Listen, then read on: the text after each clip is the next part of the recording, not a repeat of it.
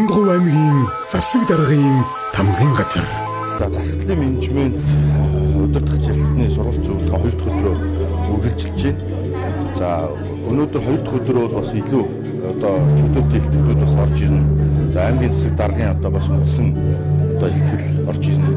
За мөн араас нь төрийн албаны зөвлөлийн илтгэлүүд. За мөн тэгээд бас энэ жилийн хамгийн онцлог буюу жилийн засаг даргын 01 захирамжаараа гаргасан хүүхэд гэр бүл хөгжил хамгааллын жил болгож зарласан тэр жилийн ажлын хүрээнд анхаарах ажлууд за мөн хамтарч яаж цаашаа энэ ажлуудаа хэрэгжүүлэх вэ гэдэг илүүдлийн ажил хэрэгч уулзалтууд болно.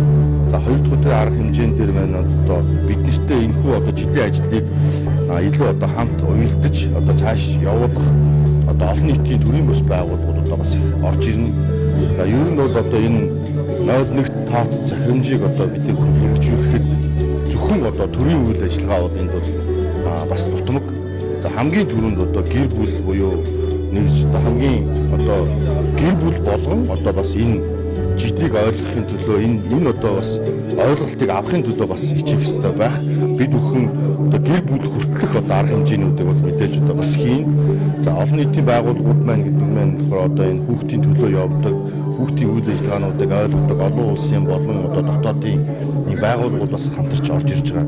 За манай орон нутагт бол бас энэ хүүхдийн төлөө чиглэлээр үйл ажиллагаа явуулдаг, тусгай хэрэгцээ хүүхдүүд үйл ажиллагаа явуулдаг маш олон туршлагатай сайхан залуучууд төрийн бус байгууллагууд бол байгаа.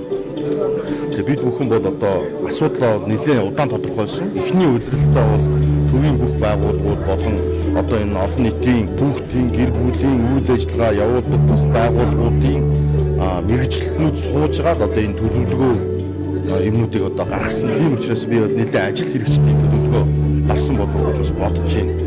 Тэгээ үндсэнд жилийн маань бүтнийг өдрөл явчлаа. Биднэрт маш богино хугацаанд хурдан үйл ажиллагаанууд руу орох нь чухал.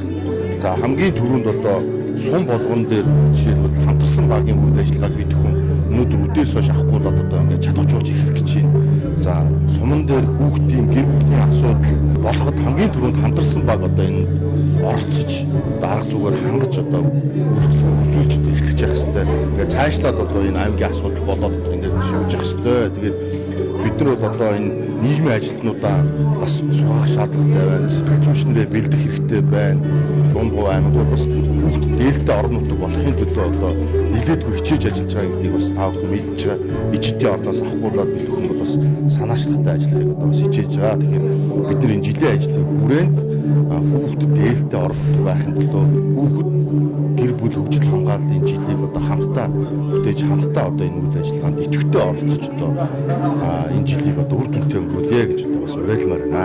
Дундгов аймгийн засаг даргын тамгын газар.